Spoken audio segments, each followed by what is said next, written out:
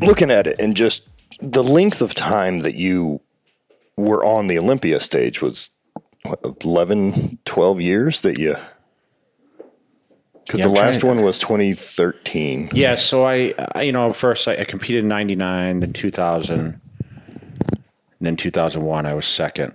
Yeah. Right. So, and then I retired in 13. So I had a good run of, I consider like from a time I was second forward as like, hey, you were the like top. Sure. Now, like during that stretch and like holding on to that line, I mean, that's a long time to be making the Olympia stage. It's another to win it a bunch, but it's another that just getting up there isn't easy. Yeah. I mean, for me, it's easier to look back now than when I was actually competing. It's kind of weird when you're on top and you're striving to be better or, to win a title or hang on to a title. You're kind of in the realm of, okay, how do I stay great and fend off any threats to what might be your legacy, right? So for me to step outside, I kind of have like certain periods of my life where I see a different person. So during that reign, it went by so quickly, but it seemed like so long when I was in it. Sure. And then I look back and I realize, wow, I actually did all this. Yeah, it's interesting, right? Because like my stretch with the Highland Games stuff, like I did it for about 10 years and won 2 world titles and then had 6 second place finishes at Worlds. And it seems like such a different chapter in life now that it's done. Like I haven't competed since 2016 due to injury, and then that was it. And so now it's like, oh man, like I remember doing that, and it kind of feels almost third person. Yeah, it's one of those things where, I was second also 6 times total at the Olympia. Well, at least we have that going and for I won us. 4. Yeah. And you look back, and I remember during those times when I was second, and then I won, and then I lost and was second, then came back to win it, and then finished second on, before I, against Phil Heath when he took over the title on not 2013. But for me, it was kind of devastating at the time, but now my vision of second in the world and not winning is not so bad. Exactly the same feeling about it. In the moment, and especially once you get it, second's not fucking fun. No, second's not a turn on it's anymore. Almost like I'm a loser, because I set a whole goal for a year. That's the crazy thing. I mean, I compare it to the Olympics, although the Olympics is like 4 years, right? It's, you train basically the day after you compete for the next year. And for me, it was such a letdown. But there was times I would be exaggerating that I was like, damn, I'm still second best. But you're so close to the absolute greatness, pinnacle, history, like cemented legacy, like completing the legacy, that you're like, I need to win this thing, and second's not good enough, right? But remember, I was a guy that was second to last in the first one, and then I was midway of 8th, out of 16 guys. Yeah, you climbed up. So for me, like that's one thing I tell people about my career and the mindset, because it has so much more to do with, people look at us as in a vision of like, oh, it's a physical thing, right? We go to the gym, we work out, we train, whatever. But a lot of it's the mental capacity to go to the gym and stay consistent, just like anything. And what I had to, really put myself in that headspace, it's still, I trained as even and whatever else, but, I didn't win. And that sometimes, that's the benefit, but it made me stronger for when I did win. Was it hard? Because I've never competed anything with subjective judging. Yeah, that's the problem. Yeah. Does that part become like a little bit of the ghost that haunts you? Because for me to win, like I know what I got to do. I have to outthrow that guy. Yeah. I mean, and I'm gonna revert to 2001, and for the people that listen or viewed, 2001 was a controversial decision, and honestly, that was the beginning of the second places for me. It was the first time I placed second. So looking back, if I would have won that, which the scorecards pretty much at prejudging stated that I was walking away with that title, and then it got pulled back at night somehow. That could have changed everything for me. I could be sitting right now as the all-time winning Mr. Olympia champ. Yeah. Because it seems like once you win it, like I said, it mentally defeats the former, and then it's like, there's no really coming back. Although I kind of changed history when I lost to Dexter in 08 and came back to win. Yeah, there's only been a couple guys who've done that. I'm the only one that's ever done it, So that whole curse, or, it does bang your mentality a lot. I thought Arnold had no, he dropped a year and then got back. He didn't get defeated. He walked away. Got it. And then he came back for Pumping Iron to win it, right? But he didn't get defeated. No, okay. So it's a lot different when you walk away as the champ and the best, and come back, and then 5 years later, or 4 years later, come back and you're basically defending what you walked away from, right? And it was very controversial, by the way. Sure. Arnold's victory for the Pumping Iron film. I mean, but listen, he was greatness, like no doubt about it. And it was, it was kind of like, okay, who was the best? And Mike Menser maybe should have won that year from what they say. But we've had all our, not to say that every victory that I've had wasn't guessed, like, hey, it could have been this guy or that. Just like I said, 01, but it would have changed the whole scope of things for me. Well, like, what a fine line of margin it is at that level to make those decisions on guys' physiques. But that's 6 or 7 or 9 judges that, their decision is to pick the guy, and, you follow the criteria. But we know there's a lot of favoritism because of former placings. So sometimes, if I was to get up on that stage today, after being removed for 8 years, they're going to face the same judges are on the panel. It's the same dudes. It mostly, really rarely switches. Mostly. So they would be looking at it as like, okay, J09 or J06 or, all the victory years, right? Mm-hmm. They wouldn't look at what's there today necessarily. Right. In my opinion, you're always going to remember, okay, he was this. Although they may judge it based on, okay, how does he compare with today's era? But they're always going to, in the back of their mind, remember that guy, what he was best at. Sure. And so you're always fighting your own ghost. I mean, let's say my legs are my best body part. If my legs weren't up to par, they're going to say, well, his legs were better back then. Because not as much how they look today, but comparatively to we know that they were. I think, it's going to be in the back of their head. They're still going to do a comparison of like, and my legs up to par may not be with, definitely may not. They wouldn't be up to par. Let's be honest. I'm 47. Right, of course. You know what I mean? Yeah. Even if I train for 2 or 3 years and said I'm going to come back in 2024. Yeah, and you're not at the wheel trying to train that way. Mm-hmm. There's different objectives now, right? Yeah, health. Yeah, living a little bit longer is always it was a good thing too.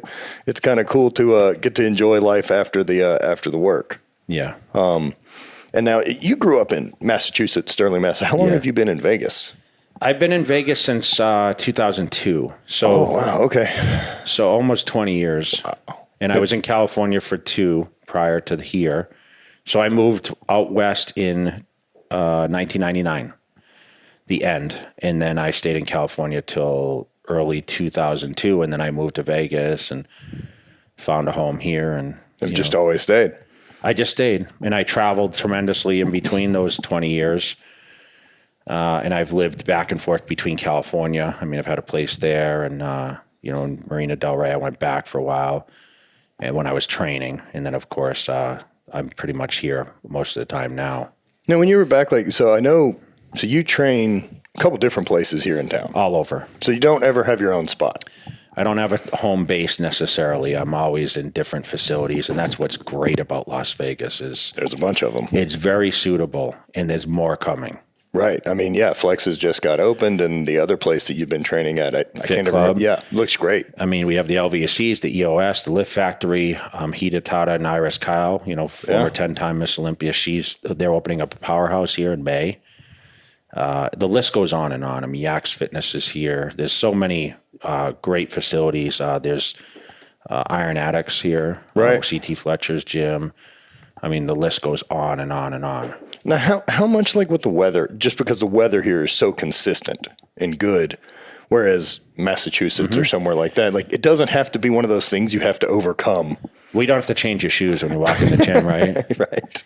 I mean, I gave up the winters, my whole family's still back in Mass, and that's still my roots, but I knew that West Coast was where it was at with the magazines. I mean, that's the job. When I picked up a magazine at 12, and I started breezing through in my teenage years, but really when I started getting to bodybuilding, 18, I saw pictures of Sean Ray and Barry DeMay, and I saw these pretty girls in these expensive sports cars, and I knew the sun was out every day in California. So of course, a kid from Massachusetts, my dream was to live there. I mean, I wanted to be West.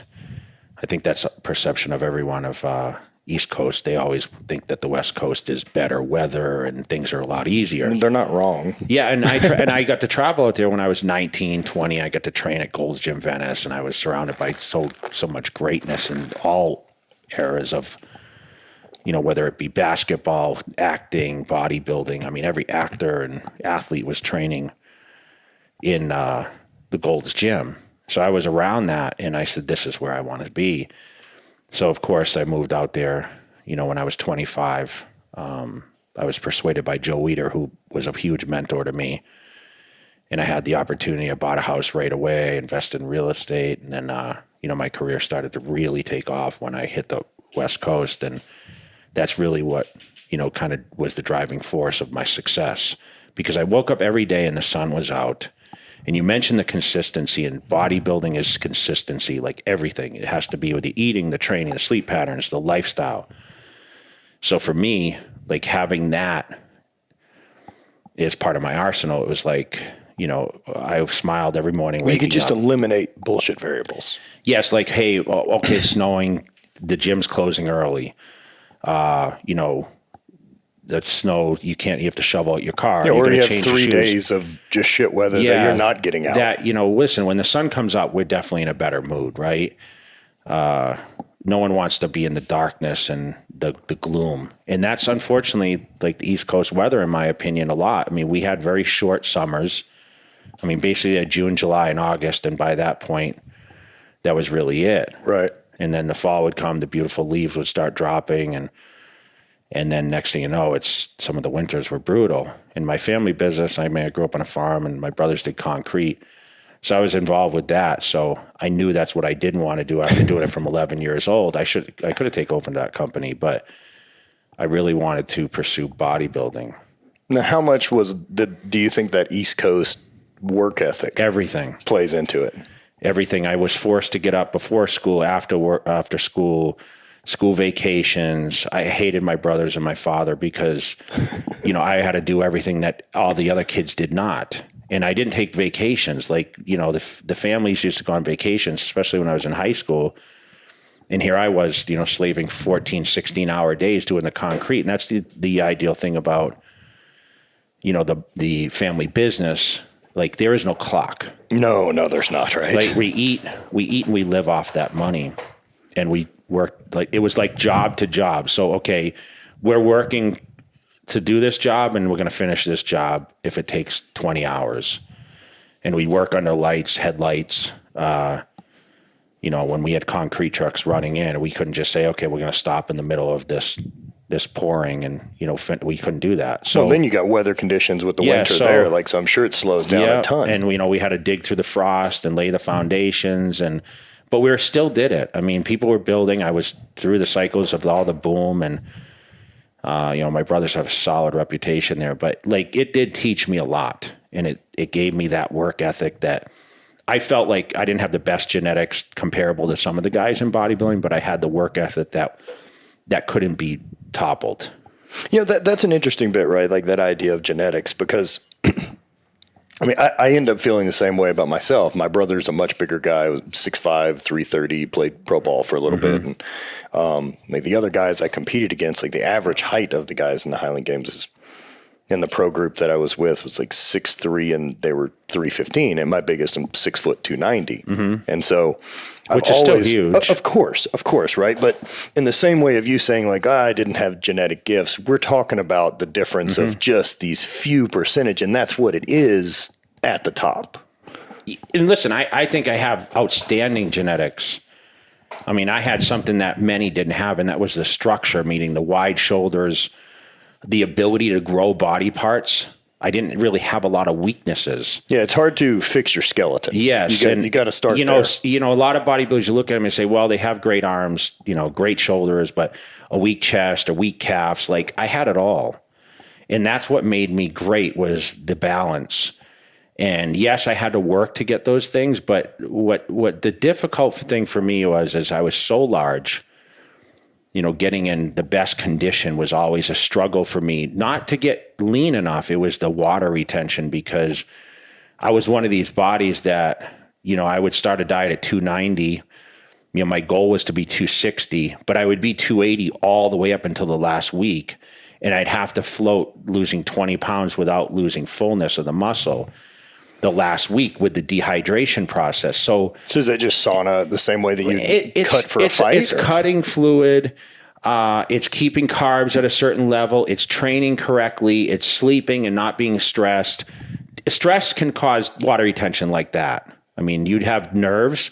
All of a sudden, you just get a film of water. So you had to find that balance. And for me, when you're trying to lose all that weight at the end, it's very, very difficult. And I think that's where I had the biggest issue, landing the plane correctly when you're doing it for literally you have 10 minutes to hit it.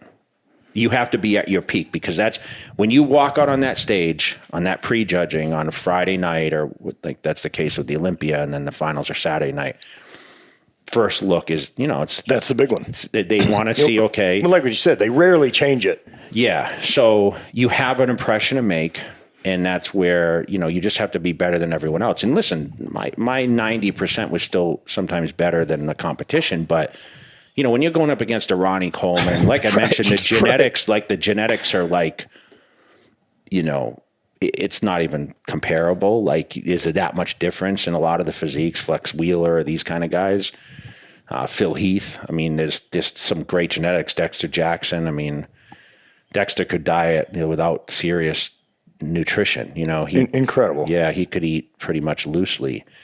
And I think that's where I really had to diet on fish and manipulate up and down and really try to dial a bigger physique down where, it's kind of a gift where you're larger, but at the same time, it's harder to land it. I think, one of the things genetics I've looked at, as I've gotten older now and kind of injuries and stuff like that, that's another side of it that people don't talk about. It's one thing that you have the ability to carry that size, right? Or put on muscle and it be even. But it's another that you got to push that hard for that long and not take damage. Like, a lot of guys just can't do the training. You just can't hold it together. Yeah, the training was easy for me, but I found that high volume training, not pushing to failure, a lot of repetitions, a lot of sets. I chased a pump. And I think that's the difference between my physique and some of the other guys. Like, I was always looking for that fullness. I never cared. There was zero ego when I went to the gym and trained. So for me, I had to find that balance of not overtraining and eating enough. Like, I was a huge eater. So for me, I think that the biggest question is, can you overtrain? I don't believe you can if you're eating enough and you're sleeping enough. Yeah, that's kind of the old adage, right? That there's not overtraining, there's undersleeping, undereating. Arnold and those guys used to train 6 hours a day, and they still progress. Now, the question lies, was it too much? But, you have to do all different scenarios in order to find out, is it too, but if it works, why change it, right? Right. And I still believe in that old school. Like, I spent, 2 sessions a day with weights in the gym, where today, very rarely do guys train twice a day. They're scared, I can't overtrain, but I think a lot of people undereat. I think some people overeat, but you just got to find that balance, and you need to think about the long-term effects of weight training, right? The body is not meant to have a squat bar with 400 pounds on the spine and, for decades. compressing, yes, and, pushing crazy weights with shoulders, right? Everything wears out. Everything. It's like car parts, right? I mean, you can only take so much abuse. I mean, the shoulder joint's so delicate, and what people don't realize is the bench press is like the worst exercise you can do for the shoulder joint. Shoulders. So it's like you need to think about that, because one shoulder injury, you're done. You're done. You can't work around that, right? So one thing I've been able to avoid, yes, I had an injury at the end. I tore a bicep, but it was like, it was just wear and tear, and it was like freak thing. It wasn't, I was pushing too much or whatever else. It just happened at the end. But like Father Time's undefeated, of course, for all of us, right? Like no one's ever been the 60-year-old guy still hanging out at the top in a physical realm. That's just not how it works. No, but like you mentioned earlier, like, if I came back in 2024, like I'm 47, right? Right. I'd be 50 or whatever. And you just mentioned Father Time, right? And you just mentioned the most important word in life, and that's time. Because I was driven by so many things in my career. And yeah, it was, publicity and financial and legacy. But the truth is, man, is like time. That's it. Is the most it's the only scarce element. resource. Yes. And I tell people to this day, like, when they say come back, the fans, right? And let's lay it on the table. Like, it's just impossible, because to be at that level, I just don't have it anymore. Like, I couldn't, my muscles the skin wouldn't lay the same.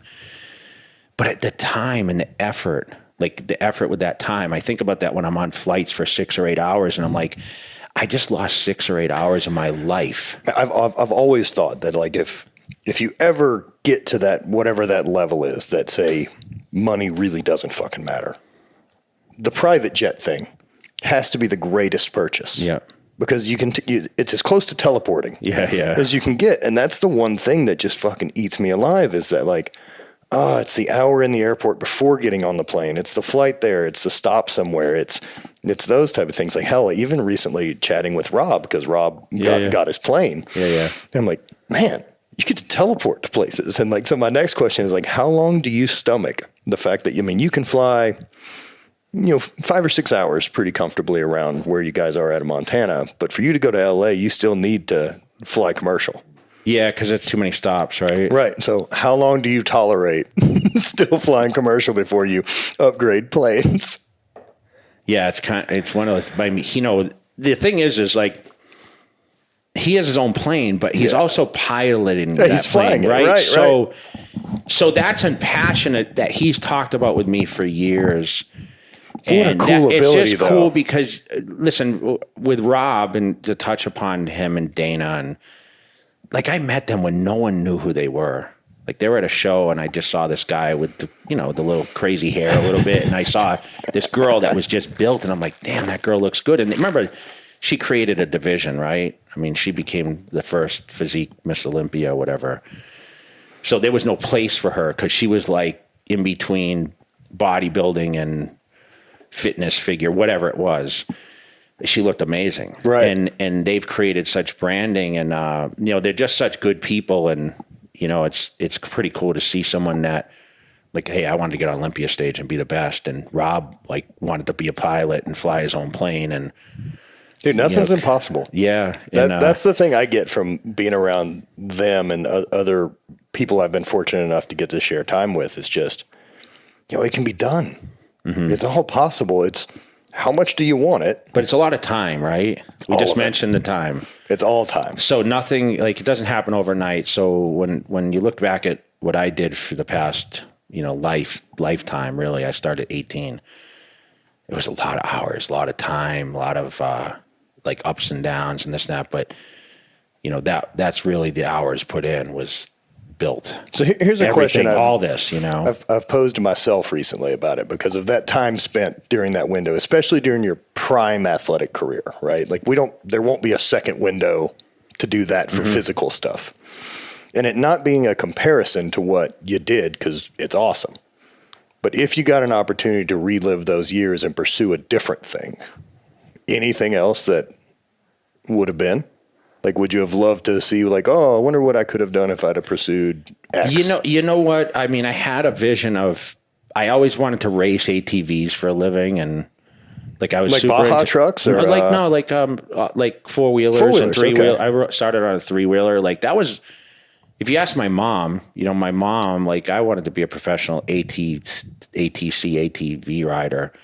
Because it got big for quite some time. Three-wheelers are so fun and sketchy. I know, but I'm so glad I grew up in that era. I started at 12, and some people don't know what we're talking about. Three-wheelers are the best. Honda Big Red, we had one of those. We swapped some engines on. I started with a 110. My dad bought me at my 12th birthday, and then I graduated to like, a 200X, and then I ended up buying like, the 250X, the four. I got into four-wheelers, and then, stayed with the three. I actually had a Tri-Z, which was a Yamaha 250 two-stroke, and of course now everything seems to be four-stroke motors, but like that was my passion, and that's how I kept like a lot of busy during my childhood. When I wasn't working, I would go out and ride the quads around or three-wheelers, and I had the whole get-up suit and everything, and I wanted to be like sponsored. So if you asked me, early years, that was kind of my passion. But to be honest, like I found bodybuilding at 18. And I wanted to be a police officer. And of course, I don't know if I really wanted to do that. It was just a career path I was taking because I didn't want to do concrete, right? And then eventually that led to the stages. And, I really wouldn't change a whole lot. No, of course. Because I've done so many things inside. Like I became a real estate, I moved here for real estate. I bought 8 homes in 2003 in Vegas. Yeah, and again, like the purpose of this question is one of those, like it's always easy to look at it and then say like, but I wouldn't change anything, and of course not, because the path that you went on is unreal. But it's just it's not a comparison between where you are and what could have been, but like what would have been an interesting. Yeah, I don't know. I had no passion for anything else. I was a football player in high school. I didn't think, I want to play professional football, or like I just love the physical. I grew up physical. I grew up concrete, and I grew up, riding bikes, and like I mentioned, all the ATVs and stuff. So for me, I knew I wanted to do something physical, and that's where, nothing. Like if you look at today's era, like everyone wants to be a fighter, right? But fighting didn't exist then. No, right. So this MMA, like we were tough farm guys. Like we got into fights. We won always. But today now, you guys are doing farm work and concrete. But I'm not fighting any of the colors. Because no one knew to to put someone in a chokehold, or you just tried to knock somebody out. And I had the power, and I had the speed, and I had the physique to do that. Today, but you run into a 140-pound guy on the street, and you don't know what you're getting into. You know what I'm saying? For sure. It's what. Do you ever bounce? No. Oh man, I did all that shit for a number of years, and then bounced in strip clubs and DJed. Because you were a big guy, of course, right? It pays the bills, man. It's easy. Right? It's easy. It just comes with the territory. It's like, oh, you guys will just pay me to stand here? This sounds great. But no, that's what got me out of it, is like once MMA got popular, and I'm like, wait a second, that guy's 140 pounds? Nope. Yeah. I'm no longer interested in hitting into this profession. Listen, I wanted to be a police officer, and I think that's why I started weight training more than, besides people leading, hey, you're really muscular. How do you, I was doing concrete. I didn't lift weights. So I'm like, damn, if I actually lift weights, what am I going to look like, right? And then, but the intimidating factor was that I wanted to be intimidating when I pulled people over, when I thought I was going to be a police officer. And it sounds so egotistical, right? Yeah, but it's the same reason that, like, if you're a club and you're hiring bouncers, the reason you don't hire big bouncers because they can fight, because I couldn't. They just look Never intimidating, been any fucking fights. The idea is that someone who wants to cause a problem looks around that room and goes, not worth it. And so, yeah, of course. I mean, and in something that's going to be a physical thing, you got to at least have something on your side. Yeah. So, whether it's that or, being more proficient with jujitsu or any of these other things now that cops, that the training would need to be. It's a tough gig, man. So to go back to the question, like, I believe you have to be passionate about someone. So my vision was so focused on weight training and bodybuilding, and I wasn't a power lifter. I went straight to bodybuilding. And I looked at Arnold, and I looked at champions like Bob Parris and Chris Dickerson, who, was the first magazine I picked up. And then I saw, the Sean Rays, the Rich Gasparis, and Lee Haney's, and then it was Dorian Yates, and then eventually it was Ronnie Coleman and Kevin Levrone and all these guys that became my rivals. It's interesting, right? That when they become peers and then rivals. I stood behind Ronnie and Kevin Levrone at my first pro show in '98 at the Night of Champions, and Ronnie won and Kevin was second. And I remember thinking, wow, like I'm standing behind two guys that I've like really been following for years. But I also thought, man, Kevin's not as big as I thought, at the same time. So it's kind of like I had that wow factor, but at the same time, like, man, I have a chance to go all the way in this thing, And that's when I just, I finished 11th in that show. So it was very far from the front. But still, you're on that stage. Yeah, but I was 24. Sure. You know what I mean? And what's typically the prime years of... your prime years, it seems like everyone that wins is in their 30s. Ronnie was 34, I was 33, Phil Heath was 32 or 31. It just takes time to accumulate. It's not like Lee Haney started at 22 and retired at 31, right?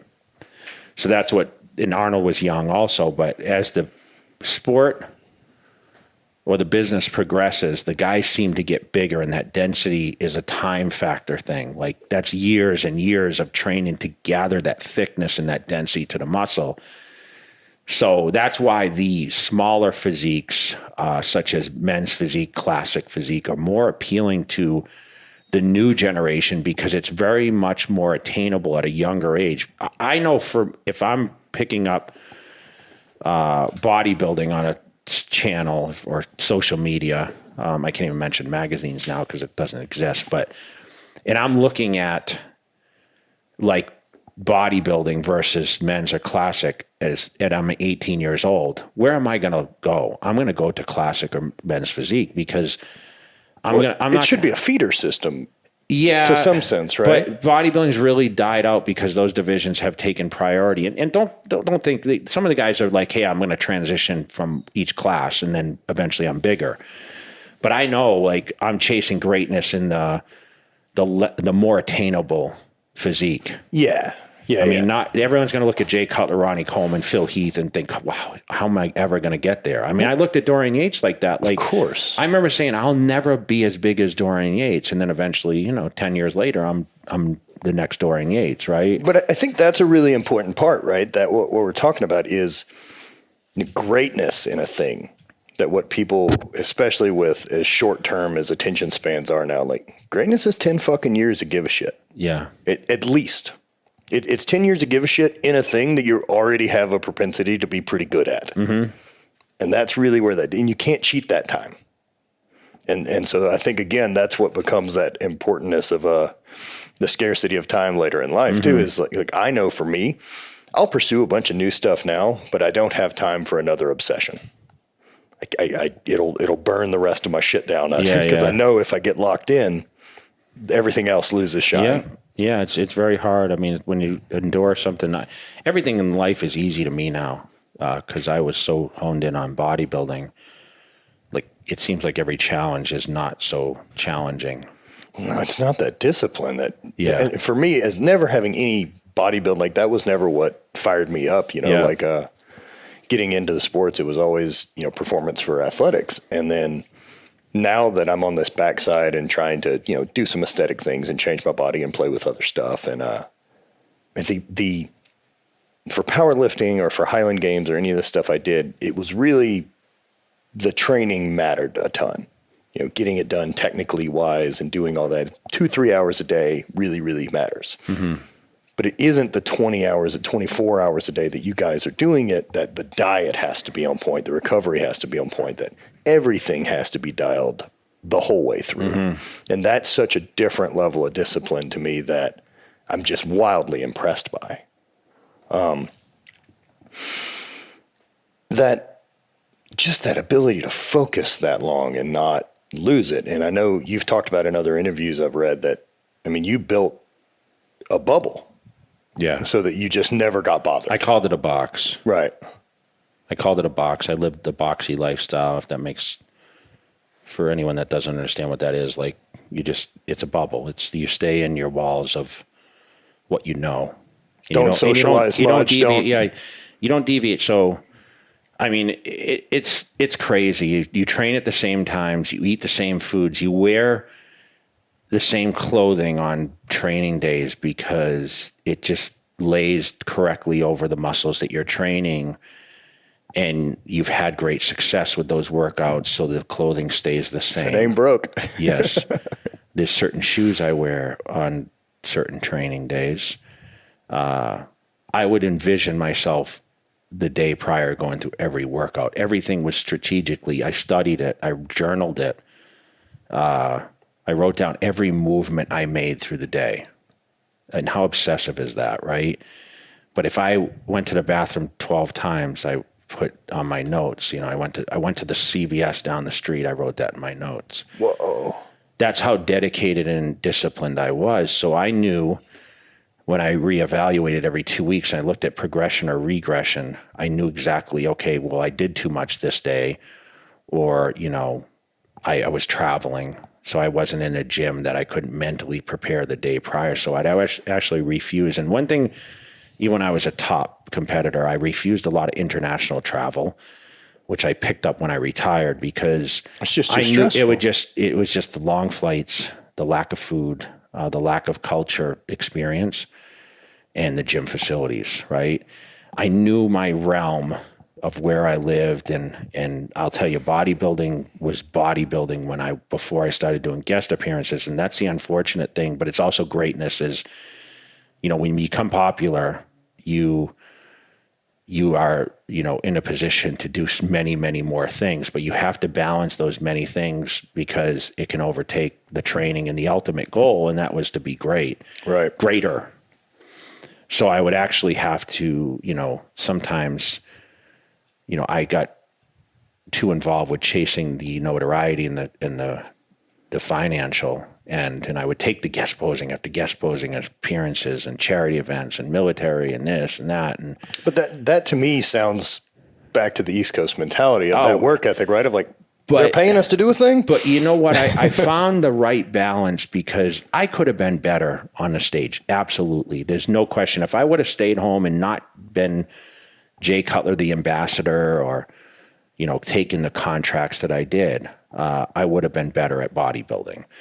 But I was able to find a balance of being great enough and financially enough supported and given enough time to be able to devote myself to different areas to set up my afterlife.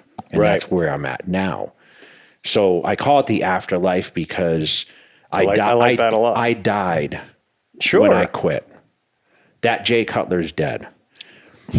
Okay. No, it's so, like, I feel the same way. Like so I left 2016 at the end of that season, was planning on having an ACL surgery, ended up having 7 other knee surgeries within a 3-year time stint trying to get out of pain. And then finally a total knee replacement at 36. That's neat. Yeah, it's holding up. It's better than it was before the knee replacement, but it isn't like a real knee. But like, there was a reason I lost 60 fucking pounds, and then I grew a beard and other things. Like, that guy's gone, and that's okay. And that's a great thing. It's a great thing because you know what? I had to, if I lived that life for any longer, you mentioned like how many years, I even lost count, because from the time I was 18 to 40, I look at that era as like, that's that Jay Cutler. And I don't know, was I truly happy? It's an interesting one, right? It's interesting, the happiness bit. I hate to tell people, but I'm very honest, but my real happiness in my life started when I quit. Because you got freedom. Yes, I actually realized what real life was, because when you're a teenager, like, you live, right? And then you turn 18 and it's like, okay, I'm an adult. And for me, like, I didn't have a teenage year of freedom either, because I worked, right? I mentioned, like, I would work from 11. I was working after school weekends before school. So when I turned 18, bodybuilding was an outlet for me. The gym was like a sanctuary for the stress. And then I became obsessive with that. So when I quit at 40 and I said, okay, now I can enjoy the benefits. And I never realized the benefits would be as substantial, because as much as I say my happiness, but I had to do what I did to create the afterlife of the success. And I can say, I remember prior to pandemic time, like 40 to 45 was like, wow, best years of my life. So I try to tell these youngsters, like, life begins at 40. And they're like, no way. And then I talk to someone that's 50 and they're like, man, 50 is better than 40. There's never been a decade I wish I could relive. Yeah. Than what seems to be the possibility of the one going forward. And I hate to say it, but 30 to 40, if you asked me, like, okay, what's the time frame that you least enjoyed? That's the one. And I was Mr. Olympia at 33. Yeah. And I came back to win it at 37. But at that point, right, because you're committed to such a cause of the Olympia thing and chasing this greatness, so much of your time and life is consumed with that. You don't have any freedom. Yes. You're on track and on a machine. And it's not just freedom. Like, people think freedom, like the time, meaning like, oh, I'm busy, I'm running here, I'm running there. No, it's the mental commitment you make to, like, okay, go to the gym and train every day, or get on this plane, or stand in front of this crowd and speak and you know, have the time, because it's so consuming. It's being on. And then you're like, okay, can I shut my mind off to sleep the 7 hours that I need to, or 6 hours? That became difficult, because I'd wake up and, you know, I'd have a crazy dream that I just got 10th place at the Olympia again or something, you know? And that's where, like, you just never stop. Did you figure out anything that worked well for you for down regulation to be able to shut it down? Yeah, I locked myself. I have a theater at my house, and I would sit in the darkness and silence, you know, and people think, oh, just nothing. Silence. I remember coming home from weekend appearances and the sensory overload. And planting myself in that theater, and it was the coolest room in my house. And Vegas gets hot in the summertime. So I know you guys are like, Vegas. I'm aware of what it is right now. It's lovely. April 1st, you know what I mean? Yeah. But I would sit in that theater, and I would sit in the darkness, and I would recollect my life in the last 48 hours or 24 hours. And that would be like, I call it meditation, you know? I mean, of course it is. I posted on Instagram the other day, like, you know, I was riding my skateboard. I have a longboard, and I was going up and down my neighborhood, and people they're writing to me on DMs like, you're crazy, you know, where's your helmet, this and that. And I wrote on the post, I said, this is my meditation, because that's what it is to me. Like, you say, what's your outlet? Some people go to the movies, some people go to eat, some people, you know, do play, you know, pool or whatever, but that's my meditation now. Like, riding a skateboard on my street is a lot different from sitting in the darkness in a movie theater, you know? But even something like riding a skateboard on the street, like, I imagine that wouldn't be something you were doing. Oh, hell because the risk. I mean, I couldn't do it. I have ATVs sitting in my garage, and I wasn't allowed, you know, with contracts, it was like no extreme sports. Well, you can't fucking touch it. So I wasn't water skiing. I wasn't downhill skiing, which I loved to do growing up. I wasn't doing anything physical like that might put myself in harm's way, that I wouldn't be able to train and compete. And I mean, so you've gotten out of it now. I mean, it's nice not being so completely destroyed that now you can do. I do a lot of, do a lot of, and unfortunately the time is my biggest issue now, like business and, you know, like I said, I created this branding, and, you know, while I'm all over the place, you know, I'm doing less appearances now, especially because of the times that we just faced the last year and a half. It's kind of been nice. It's been nice. It's been nice to have a forced slowdown. Like, I panicked in March because, you know, with the apparel or anything else, because I've traveled a ton the last, I don't know, 12 or 13 years to just, you know, do this or grow whatever it is. And I was like, wait, so we can't travel? I don't understand how this holds then. Like, that we're fucked. Yeah. And if we sell apparel, I don't sell anything someone needs. There's nothing essential that I make. So like, full fucking panic. And then, like, everything's been okay. Yeah. I mean, you're right. I don't know if I'll ever go back. I'm like that guy that was working in the office and saying, you know what, I don't want to go back. I'm more productive at home. Yep. You know, social media had definitely had more eyes on it. And I do YouTube, and I do, I have training stuff like a club, and I do all these different online things. We have to now. And I know people want to see me and listen, there's those opportunities, but I think the expos and the long hours in the expos, and I think people are still scarce they're still scared about going out, right? It's still going to be affected, but I'm definitely picking and choosing where I want to go now, though. Like I mentioned, the hardest part for me is I would refuse a big payday if it involves flying 10 or 15 hours. I mean, that's just my honest, like, people would think I'm crazy, but I just But you've done it a lot. I've done it so many times, but I can't get back those 10 or 15 hours times 2 because it's to and from. I can't get it back. No, you're trapped on a plane. Yes. Yeah, that's anytime like that conversation, right? Of like, bless you, of if you could pick a superpower, mine's always teleportation. Yeah. This would be the greatest thing ever if I could be like, oh shit, I need to be in Melbourne. Yeah. Like that would be the best. The airplane time. That's the hardest part. And most people don't travel at a pace like we have for years. I mean, I had an outside sales job prior to doing this, and then with competing in the Highland Games, like one of the weird things about that sport is like I compete 23 or 24 times a year, and so like I'd be in Scotland and compete for a month, and then come home and every weekend, and so 40 flights a year. Shit gets old. Yeah, when you look at your flyer miles on 3 different airlines and it's over $1 million for each one of those airlines, you put your time in, right? Yeah. And I used to joke about that. I used to sit there at appearances when people say, what's your travel schedule like? And I pull up my air miles, and I got United and Delta and American all over 1 million miles. People are like, wow. Yeah, it's lost all of its luster. Yeah. The whole process of going to the airport is like I'm over this. Yeah, to think, I've traveled, 4 or 5 million miles over the past 30 years, because that's probably what it is. It's pretty it's a lot of miles. That's a lot of time. Well, Earth is only 18,000 miles around, right? Yeah. Like, but you've got to see so much of the planet, which is really cool. Blessed. Anywhere that's been, if you didn't live in Vegas. Australia. Really? See, already I can answer that question. Australia, and I haven't been to New Zealand, but I'm dying to go. I'm dying to go to Bali. We're going to New Zealand next year. There's a company who wants Bonnie and I to come and do a trip. So. Yeah. I always wanted to go. My friends are in Bali. Australia is amazing. And right now, I mean, it's unfortunate because we're not going to be able to go there for this year. Yeah. And the culture is crazy with fitness.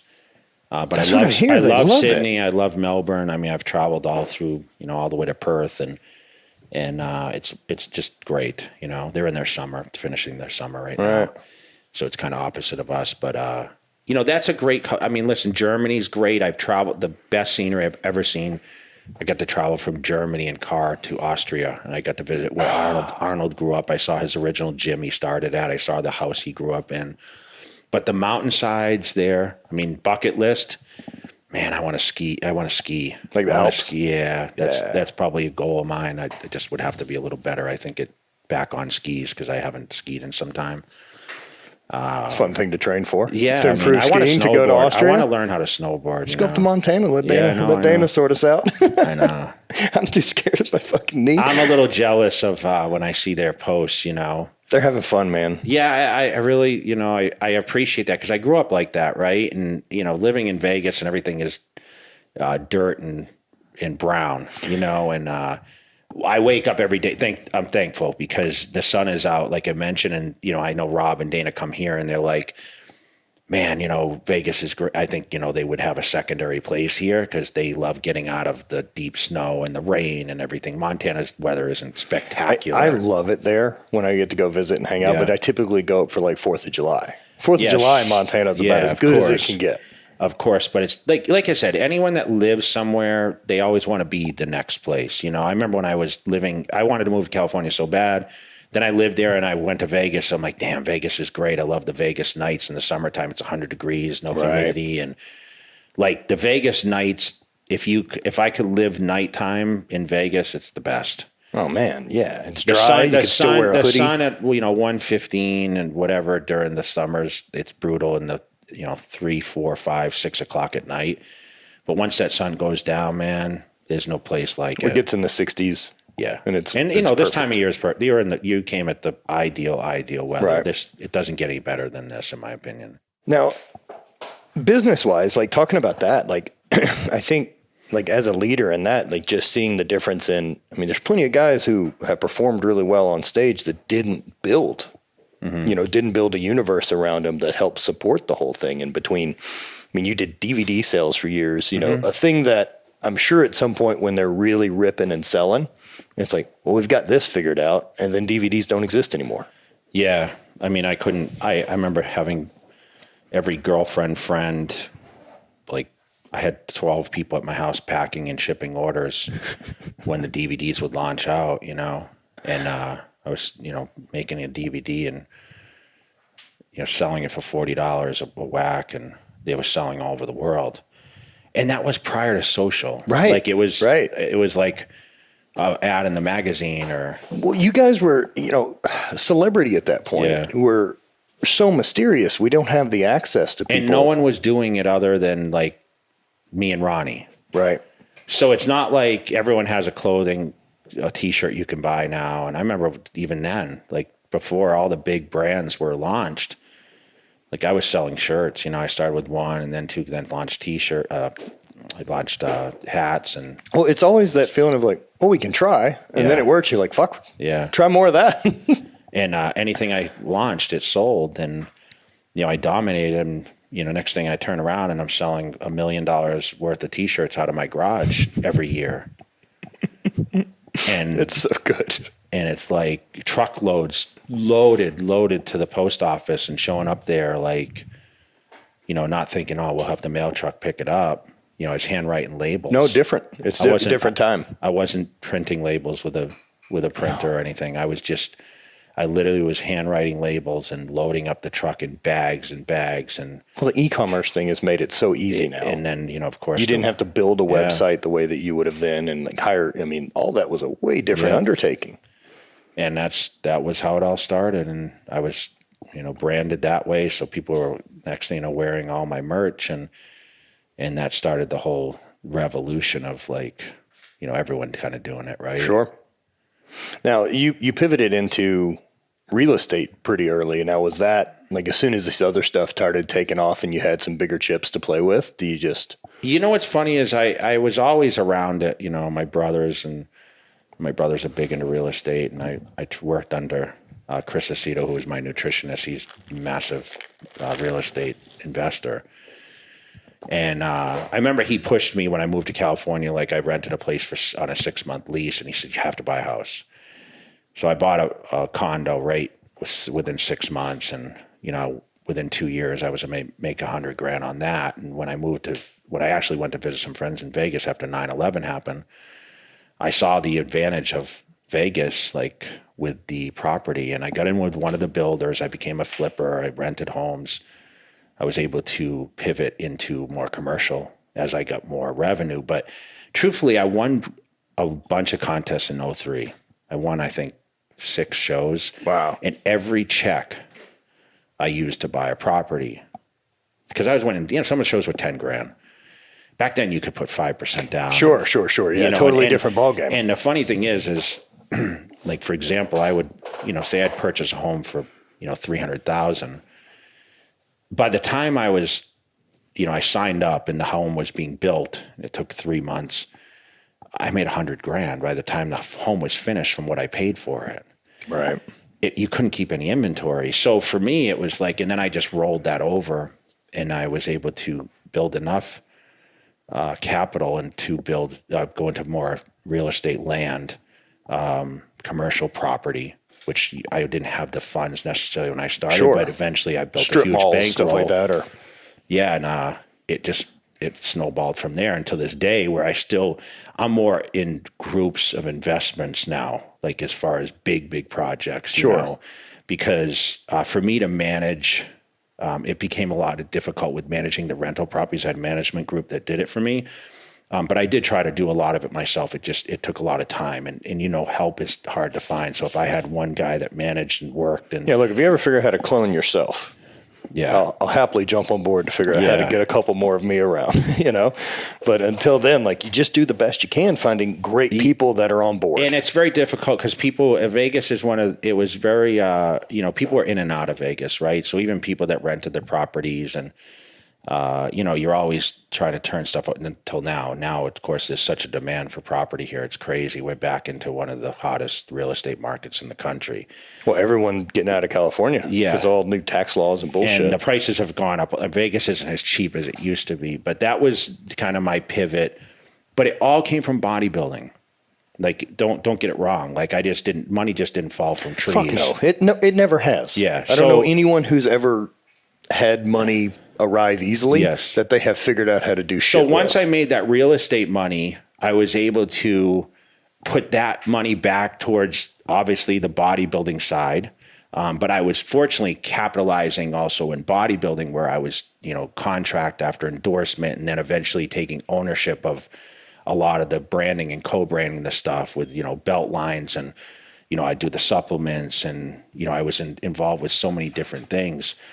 Food service. I do all that stuff that I have a piece of now. But that it kind of rolled back and forth. And along the way, I got into, ammo manufacturing, and I did that the last few years. I do cannabis pretty heavily for the past 6 years. But it all started in with THC or CBD or both? THC, yeah. Flower, yeah. Now, do you use her? I don't actually. Ever? No, because I never really found... I have, but it's more of a sleeping purpose. Right. That's what I was wondering, as far as like recovery, you getting out of, some big thing and going to sit in that theater room by yourself in the dark. Like, that seems like a great place for a joint. I never enjoyed, like, I'm a control freak, and I never want to put myself in a state where I'm not in control, I feel. Sure. So for me, like, getting high to get high other than to fall asleep is not really... I don't drink or party or anything like that. Ever? I think, not really. No. So for me, it's not like, I want to go do this stuff for that reason. But there's just so many great benefits. And I started with a medical license, and that's because obviously before it went recreational here. And now, of course, it's transitioned. Now it's recreational also. But, it's still big on the medical side. That's kind of where it's obviously with opiates and all that stuff, it's really, really productive. And, I've even tried to get my mom to, she's got really bad arthritis, and I've sent her CBD, and she was scared to even use CBD. But the propaganda that hit that age group is really tough to overcome. She just, my dad, when I got invested in it, my dad is like, hey, it's still illegal, and that's how my dad's perception was. But I think he was a little frustrated because as an old school guy, my dad was born in 29. And he was a farmer. Crazy year to say, right? So he didn't understand how you could make so much. He even looked at bodybuilding as like, I can't believe you make money doing this, So the understanding wasn't there, but he was always questioning what, because of course it's not federally legal, and it was only legal a medical side at that point. And he thought, okay, but now he got it once it started to really take off, and he started to hear the backing of, hey, it's helping people more than hindering people. They say, alcohol is probably the worst thing that could ever hit. I can't find another chemical that I dislike that works worse for me than alcohol. I just can't find a benefit to it anymore as far as how does it help my performance? And it doesn't in any way, shape, or form. And listen, and I know a lot of people that train with the cannabis, and whether they smoke or whatever else prior to training. With the knee, anything that keeps me away from But needing I know a Percocet. guys that can't lift weights without smoking before they train. I get worried when people have a crutch. It's like taking a pre-workout, right? Sure. I use pre-workouts, or, when I'm sluggish, and, these sativas really kind of give you that. It's nice. Yeah, for sure. Now, as far as performance enhancement and chemicals go, I don't care about any of it as far as a morality issue. I'm always interested in what people use. Now, outside of the bodybuilding stuff, whatever, anything else you've used as far as, performance enhancer, like mental cognitive stuff or any of that you've looked into? Like I mean, nootropics or? I have a product line, Cutler Okay. Nutrition, and we're big on nootropics. I'm big on alpha GPC, neurofactor, dymamine. I mean, all these things that give you kind of like, I would compare it to caffeine a little bit, but without the effects of the caffeine. It's more for cognition, right? So I've been huge on that because I'm not a huge stim guy. You know that caffeine is kind of counterproductive for the ability to get blood flow to the body, where these new age, the cognitive products, they work wonders. They're amazing. I've been using Alpha Brain with ONNIT. Okay. I've used for a long time. That's Joe Rogan's brand, right? Yeah. I've worked with them as an athlete for a number of years, and it's a great product. Recently, I started also microdosing with some psilocybin and mushrooms and stuff like that, and have found that to be, that to me so far is the biggest thing I've ever found that feels like if there was a prescription strength nootropic that I could take, that I don't get any of the negatives. I never about. that deep. I know that I just had tremendous response from the nootropic side of my products. The pre-workout, I have a product called Cognition, which is just, it's, more of like a focus supplement. Even my Sculpt has that focus in it also, alpha GPC in there. So it really makes a difference in training and your focus on their tunnel. They call it tunnel. That's I exactly think the tunnel vision is just like, you can just train forever, right? That's the perfect term that I've never been able to quite always describe it as, like it's the like peripheral the movie, bullshit that always kind of Limitless. catches. Remember Yes. Limitless, the movie? I hate to compare that, but that's how, like, It's as close as we got. yeah. I have an ad where I do a video and I'm like, I take these cognition pills and I go and I vacuum and I'm changing the lights and I take the trash out and I do everything. And it's like a super fast speed, because that's like the exaggerated version of what I feel that this does, right? It kind of gives you the energy, but at the same time, I have a task list like this that I pick up and I read, and I'm like, okay, how am I going to do 20 things in the next hour? And then I take the Cognition and I'm like, Ready to roll. I'm focused. Yeah, it's that idea of like, well, I'm aware my list Yeah. is never really going to get to an end because I'm going to keep adding shit to it. I'm just trying to get through as much as I can. Like it's especially, getting out of sport. It's getting into like, okay, what makes the rest of life cool too? And getting to have, those shifts and those focus. And is it, keeping up with the times and being able to adapt and pivot? I mean, I think it's fucking so cool that you're still involved as you are in social media and still doing YouTube, because that's the game. Yeah, but people want to see the relative things in life. And I learned that early. I mean, if you watch my DVDs, and I looked at views on YouTube, and I went to Costco and I was loading up my cart, and it's one of the most viewed videos ever on any of my videos. And it made me think, damn, like, that's like the silliest thing ever. Like, and doesn't apply to their life. But they're like, I buy the same fish as, Costco. Everyone goes to Costco or BJ's or whatever, right?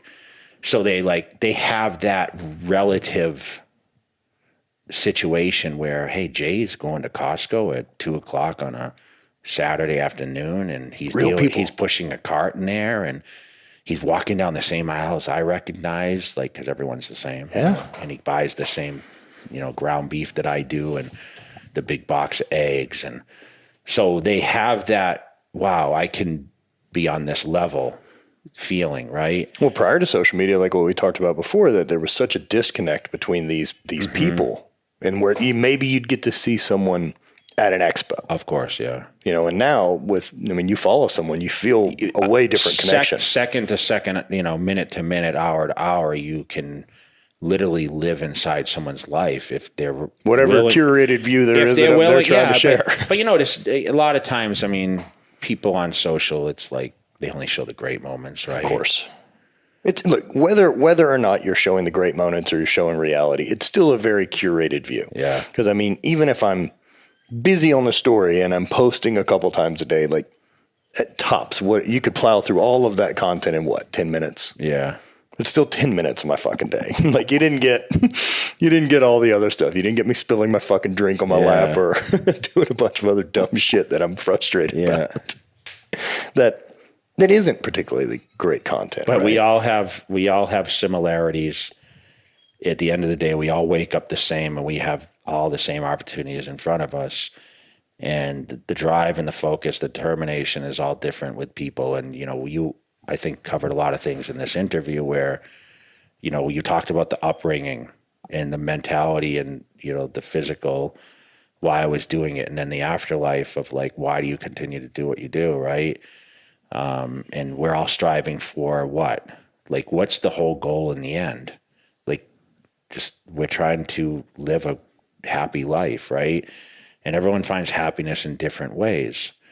And I think for me, like, I'm not trying to be that guy anymore. Right. Like, I'm literally trying to say, okay, you have limited time left. Enjoy these moments and reap the benefits of what you really did over the past, 30 years to create this opportunity. And yes, I said, it was like F40 life began for me again, a next chapter.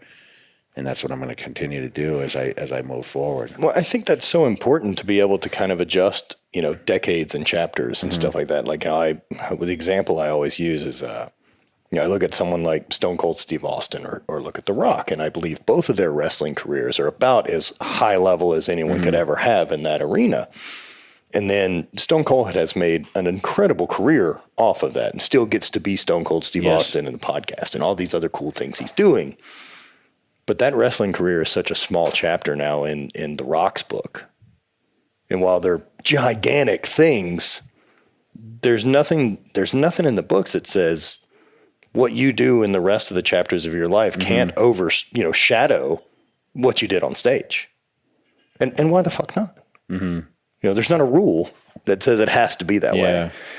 And so, you can pursue whatever fuck you want now, especially now that you've got resources and got time and got these other things to play with the business and play with other things to try. With the business stuff, with success comes failures. And I imagine you've been pitched a widest variety of bullshit.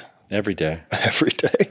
Anything you went for and it just turned out to be a big pile of shit and like have to pull the ripcord, like, well, I got to get out of this pretty quick. I don't know if I've been, listen, I launched, I'll mention one thing as we were talking about the branding thing and selling DVDs and that kind of stuff. And I was kind of talked into doing like a music, like a kind of like a playlist, but I was doing like vocals over it. Like, hey, singing. Kill it. No, I wasn't singing. I'm not Rob Bailey. I'm not a singer, but I was like, kill it and do, that over the music. It was just like a beat, like beats. It was called Beats by Jay, actually. Oh, man. And I just did it because, someone wanted to, hey, why don't you do this? And we went to a studio in Hollywood, right on, Sunset Boulevard. I remember, we did it till 5 a.m. and we shot this, the vocals. And I listen, it's sold, but it's kind of one of those things that, comes up once in a while. I can't wait to find this. Yeah, now. It comes up once in a while, and people laugh about it because it's kind of like silly because things have advanced so much since then, right? Sure. But back then, like no one else was doing that necessarily. It was before the iPods really came out, right? So, listen, it was a CD. So think about when the times were. You go to the gym with 11 songs on deck. That's it. You literally have that CD Walkman thing that goes in the bag, and you have the headset that's similar to this. The technology increases we've had have been lovely. There's no wireless or anything. Actually, I think there might have been Beats by then, wireless Beats, or maybe the wireless didn't come out yet, but that's what I did. And it wasn't like, hey, I'm going to change the world with this, but at the same time, like, it was like, this seems fun. It was silly, but it was an era. And it was one of those things where I didn't think of it like, hey, this isn't but my friend's like, hey, you should do this. And you want to laugh. People still hit me up like, where can I buy this thing? Because now, like, there's been a couple like Aaron Singerman from Redcon was talking about it on one of his podcasts or something and laughing about it, like jokingly because we're friends. And I got all these people hitting me up now, like, "Hey, I want this." It's like You a should collector's absolutely piece. put it on Spotify. I have a bunch of physical copies. Sure. Because just like with books, like I wrote a book called CEO Muscle back in 2004, and I launched it, and I don't have hard copies of it anymore. Everything's digital, Yep. right? But now people want they want the physical. I mean, it's like the NFTs now, and people want it, like they want to have something, right? Yeah, I will end up buying hard copies of the audiobooks I like. Yeah. I rarely open them, but it's enough that, for me, I mean, I could So you honestly, actually get a physical book. yeah, and I think it's enough that at least if I see it on the shelf, I can track back to what I picked up from the book. And if I want to dive into it, cool, but I rarely do. What's really cool now is, hey, I can release 500 copies and have them numbered, and I can sign every copy. Yeah. I can sell it, direct on my Shopify, and it's a collector's piece, right? So the premium, I mean, I'm looking on eBay, and like these people are selling this stuff for hundreds of dollars for a book that I charged $20 for. Right. So it's pretty incredible, like that there's still floating copies out there for that kind of money. I have one sitting in my office. So I am going to do a digital version of it. I'm in the process of writing my next book. It should be finished by the end of the year. But this was my first and only book launch so far that really told my life story, and it was like a training book. And it was history. I mean, I shot it and launched it 2003, 2004. Well, you have to be back in the before studio. I was Mr. Olympia. You got to do an audio now. Yeah. You have to at this point. Yeah. But, the theories are still the same. That's the amazing thing is, like, I look back at the training and I'm like, damn, I did the same training since. Like, Nothing's become real that's what's really revolutionary cool there. where today's era, like, they work with different trainers or coaches and they have all these different theories on training, right? I have the same theory from day one, like volume training, 10 to 12 repetitions, larger body parts, 20 to 40 sets. Like, it's crazy. And it's still 20 the to same. 40 sets. Yeah, for back or legs. Ugh. Yeah. Man, So the a lot bodybuilding of thing angles. is so different than Lot of anything I've angles. ever done, the strength stuff. Yeah, a lot of angles. And that's, that's kind of where it's, it's progressed. I mean, but I've done the same since day one. Man, that's, yeah, the training thing, and that's, people, I'll get questions like that. What do you recommend to get strong program-wise? I'm like, anything that makes you squat, bench, deadlift, and overhead press moderately heavy and not get hurt for the next 10 years. You'll be fine. Yeah. That's it. You can't even fuck that up. Well, I mean, it's like there's a lot of confusion with high reps, low reps. What exercises seem to be the most to create that core strength to be able to drive that weight for, at a higher level. Positioning. We all know everyone has the strength down inside them, but as you grow bigger muscles, supposedly you'll get stronger. But eventually you reach a plateau, right? And we're all trying to find that edge where we all like to every workout go and bench press 400 pounds for, 20 reps. But, a lot of variables that come into play where you might not get that same result in the gym. I always say you can't have a rock star workout every day. No. I mean, look, by the law of averages, most of your workouts are going to feel very average or bad. But remember, even Mr. Olympia has good and bad days. Of course. That's Of course. what I want people to walk away with, the realization that, we don't go in and have records every week. No, and the better you get, the less great days there And are. we cycle, and I can't tell you how many times I drove to the gym and I walked in and did one set and walked out. And this was even when I was winning, and this is when I was weeks out from winning another title. This is in the off season. This is early on. I mean, we all faced that adversity, and just those days of like, I don't have it. it's just sometimes you get in there, man, and it's just like this is just not the day. I've heard a buddy of mine in powerlifting, a guy, Jim Windler. One of the things he'd said a long time ago was like, earn the right to squat and leave. Mm-hmm. Call it a day. But you have to. That's where your ego can't overcome what your Right. body's telling you, right? So I always had this motto, like, leave the ego at the door, and you'll be very successful at whatever you do in the gym. And yes, you have to have some attitude. You have to have some arrogance. You have to have some ego that allows you to push the weights that you do or sit under a squat bar. But the ego can also get you in trouble with yourself. Yes, and you have to know your limitations, right? And that's where, I started getting stronger as I grew, and I knew, okay, I need to shut this down because I'm going to get injured and I'm not going to have a bodybuilding career like I want. I've watched too many guys throw their careers away by injuries that they never came back from. Well, that's the thing, right? Like the way to consistently make progress is not get fucking hurt, because you can't do the 2 weeks or 6 weeks off or have the surgery or do any of that. It's too much of a setback because of time. Yeah. It just eats up too many sets and reps that should have happened in that window. And you can't double down on the way out. Mentality wise and mindset wise, I was wondering about winning the Olympia and then taking a second. Was it more comfortable coming in as defending champ, or did you enjoy I got shit to get together to come back? I enjoyed the chase. Yeah. I never enjoyed the bullseye. Yeah, it's a way different seat to be in. The crown's fucking heavy, man. Less stressed coming in as the under. Right. Now, like at that level, and say, you take second and you're reevaluating everything and trying to figure out what to do for next year. I enjoyed, because then I knew I had shit to fix. But like coming back after a win, it's a lot harder to look at it subjectively and not go, so just do that again. Yeah, it's kind of funny, man, because I would ask the team after winning or losing, like, what do I need to do for next year?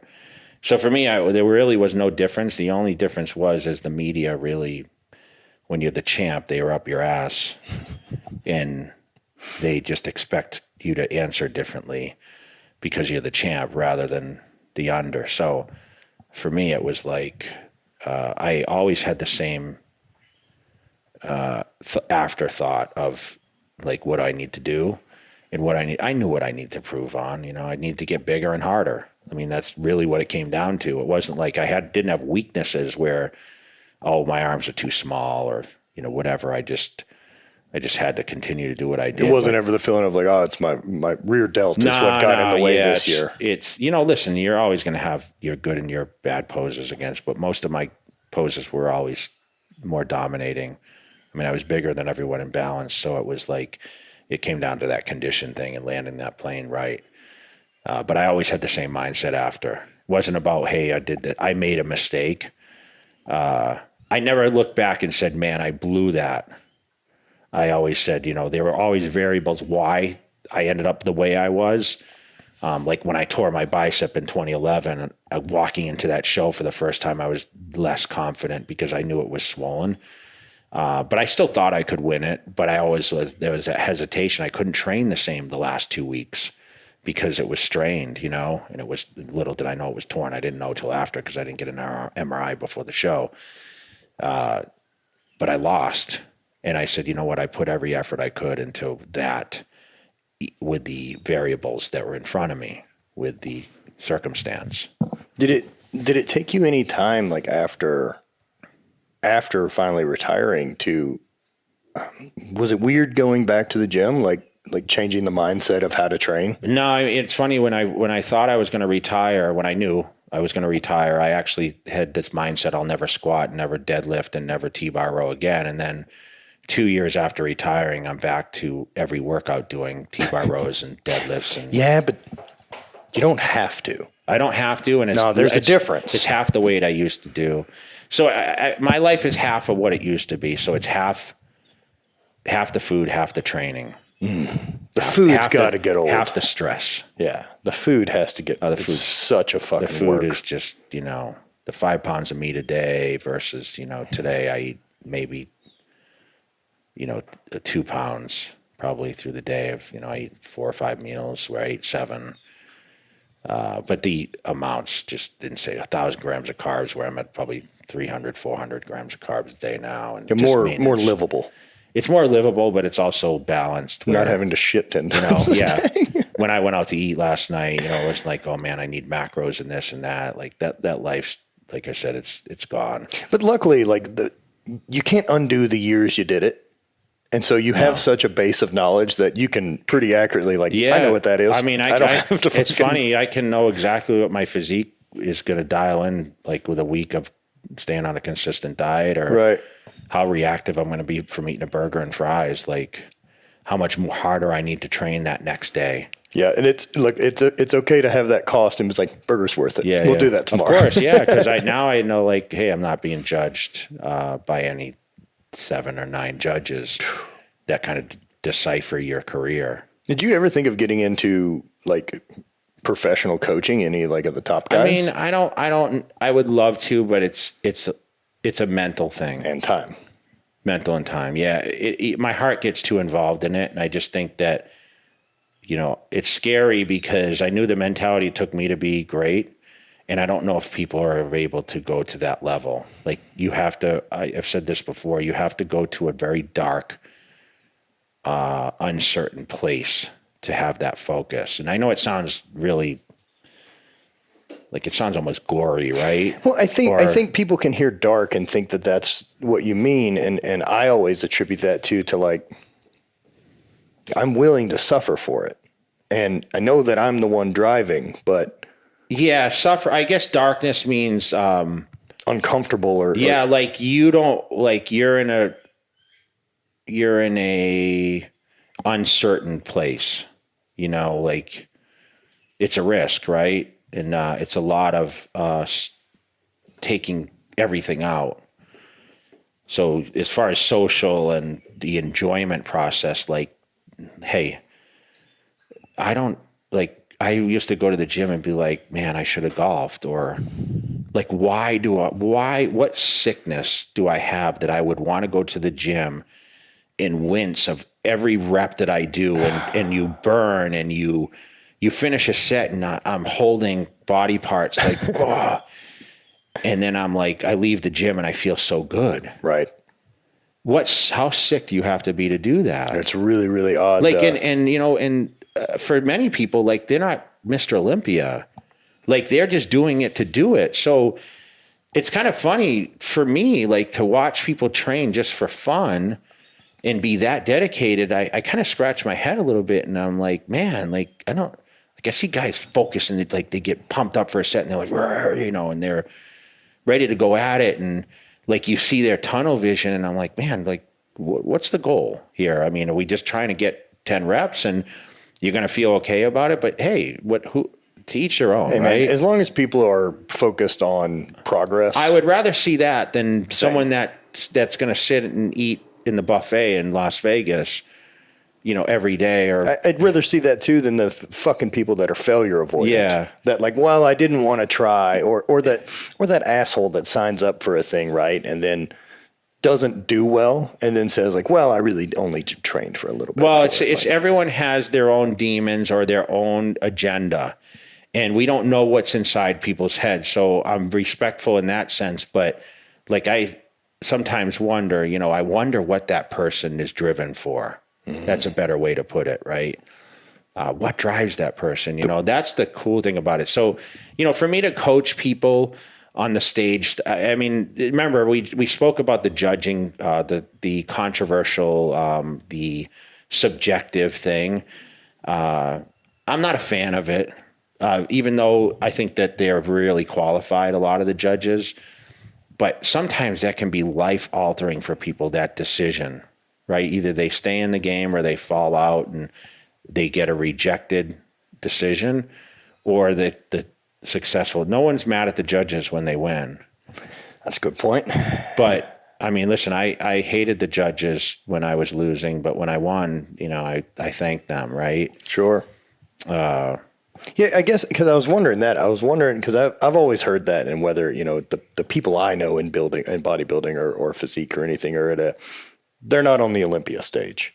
And so I always wonder, is the politics that loud at the amateur level? Because people want to have this built-in excuse of why it didn't work out. That's like, opinion of this. There's too many excuses of like, hey, I should have got, I finished 7th, but I should have been 5th. You hear it every time. Like, sure. But, and I guess because you're still talking about being aware of it at your level, I was wondering if it's less subjective. I mean, if a guy gets 4th and feels he should have won, probably shouldn't have. I mean, how do you knock someone 4 places? Right. If you should have won, maybe you're 2nd or 3rd or whatever. It's that close, unless it's just 3 guys ahead of you that was like it's a 1 point difference, right? because they throw out the highs and lows, and then the judges but they kind of know. I mean, they kind of know the answers. Yeah. Yeah. So yeah. I feel that there's too many excuses, instead of making excuses, just like, we've been second at things. We kept striving forward, right? That's the moral of my story is like, don't give up. Well, failure is a way better coach. Failure is the best thing that can happen to you. You have to just start fucking stuff up. You mentioned the business, like, bodybuilding, I feel I have a great blueprint for, because I was, not always great, but I became great at what I did. And of course I lost, came back to win it again, and kind of like, and then tapered off, sailed off into the sunset, like successful. But, as far as other business, like you talk about real estate and talk about ammo or cultivation or whatever, it has not always been successful, right? So there's been great investments that I've done. And, I have, one land thing that just didn't work out. And, you asked about heavy failures. I mean, it would have demolished people financially. Sure. But I looked at, here's I'm here where the losses are here. So I'm actually ahead, but I really should be like this without the failures, But it also, I think the progression and the successes that came after that failure, I'm aware. Well, you have to learn from it. So that's why that gap is much further. If I didn't fail, it might not have been as spread out.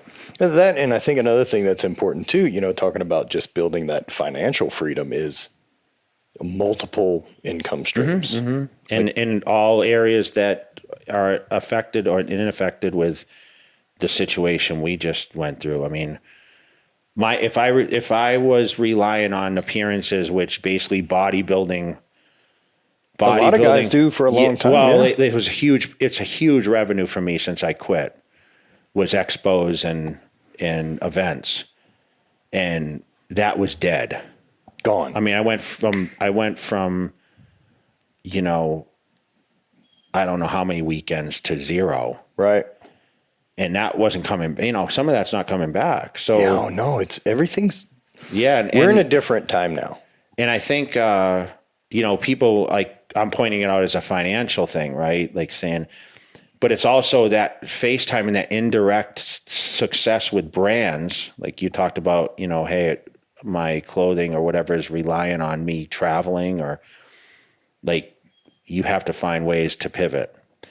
And, I did great online through COVID, and I was able to, really have success, but there's been the failure of the other side, which is the guest appearances, and that may never come back. So that's something that we had to endure also. But you've switched things again to now you've got like the Cutler Club. I have the Cutler Club, and I've been more active on YouTube, the social media. I mean, it gave me time to write the book because you're not traveling every weekend. So it gave me. I mean, but most importantly, it gave me time with my loved ones.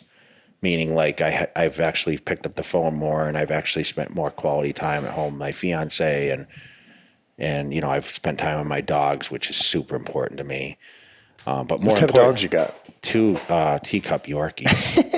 I love it. Yeah, but I love those dogs, man. Yeah, we stopped by Flex's yesterday, and he's got his pit and looks exactly like him. Yeah, I love the little teacup Yorkies. It's allowed me to really restructure the important things. Yeah, man. And not just be buried in business. And I mean, that hadn't stopped. Like it literally, I retired and it just was like even more. Well, because you have time. Yeah. You're not in the gym. Yeah. What do you do with the time the time was pitched to that side. But now with, having this pandemic, it allowed me to slow a little bit and be more aware of really what matters. And the difference in mentality because of, being guys that'll grind and do what you did. You didn't look at the pandemic thing as like, oh, we're fucked. Mm-hmm. It's okay. We have to figure this out because someone's going to figure it out. And all that proves is that it's possible. Yeah. Like, we didn't see failure in every single market and everybody's business across the board. If we did, then yeah, we're all fucked.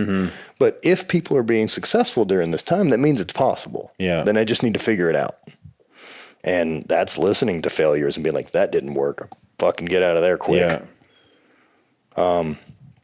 Brother, I appreciate your time. I know you got a lot of busy going on. Where can people find all your stuff? I mean, today, Instagram. I mean, Instagram, Jay It's your Cutler. biggest driver. Yeah, Instagram. I mean, YouTube channel, Jay Cutler TV.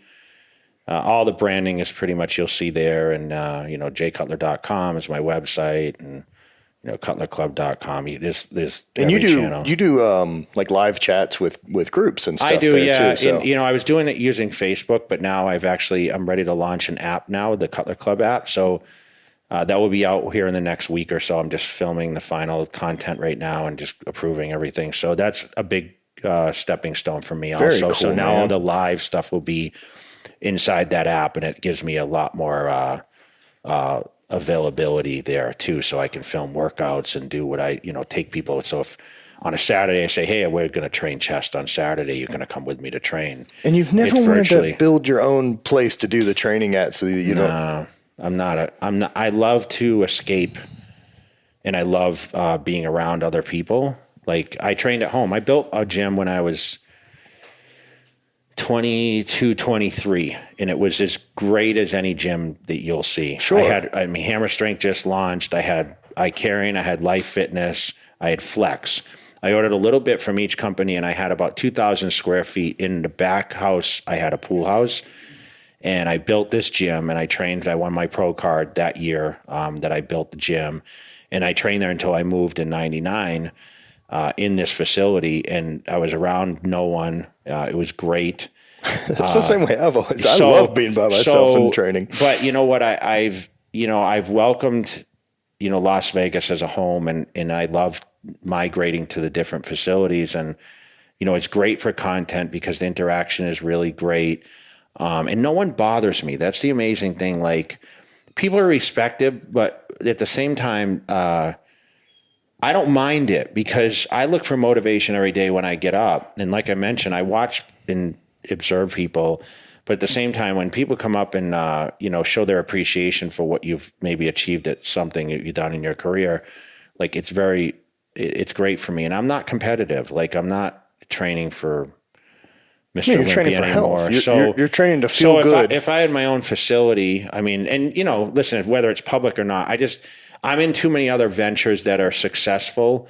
I just don't think the gym business is the and I meant ideal. more of a private spot that's just yours, especially with the convenience of content, right? I would never. I have ability to shoot at any facility after hours. Perfect. I have keys. I have, but I just shoot it during normal time. For me, it's I think the gym, to be honest, the gym workouts aren't the successful ones on YouTube for me. It's more like I do jaywalking and all these things to show more lifestyle because, listen, everyone's seen Jay Cutler work out a million times. Like, you can only watch chest so many times or back so many times. There's nothing new necessarily you're going to learn. I mean, the collaborations are great, but usually the collaborations happen at public facilities, and that's what makes it so great. I mean, when I run into Dwayne "The Rock" Johnson at Gold's Venice or Jean-Claude Van Damme. It's crazy that they all still go. That place has a gravity that people show up. Doesn't that tell you something? Like, if these guys are still going to public facilities, popping in and out, like, we all can't stay in solitude and train. Like, no, it's very true. To me, that's darkness. That's darkness. I need the social. I need to be around people with the same mindset or goals, or, I need to see activity around me. I secluded myself in that movie theater for too many times meditating. I still have that ability. So when I get out there and I train, it's Have you messed with float tanks or any of that? No. Pretty cool. It's there's so much new stuff that I'm just not, like, I'm still stuck in I would call it my bubble or box. If it did not work. And I have my outlets. So when you talk about, and listen, I'm not afraid to venture out to new things, but at the same time, like, I stick to what I know. Sure. Right. And it's been, listen, I wake up every day with a smile on my face. I wake up at, this morning, 5:30, and I dive right into my business, and, my day's fantastic every day. Like, there's no bad days. I love Rob's mom. Damn right. Like that. I have, there's no such thing as bad days. Well, in my not life. only that, like, it's nice getting to a point that all of the bullshit and stress that is in your life, you made it. Yeah. It's your bullshit and stress, right? And so, like, it's easy to kind of keep that perspective of, like, if I'm frustrated about an obligation I have today, I fucking booked that. It wasn't like my job called and said I had to go do a thing. I chose it. Yeah. And so 47 is a great place in life. I'm excited about getting there, man. 47 is a great place. I'm excited about it. As I got older, it's like less stress, You're not pressured with too many things. Well, dude, I appreciate your time, Jay. Yeah, appreciate it, man. Dude, thank you. Good opportunity. Thank you guys for listening, and we will catch you next week.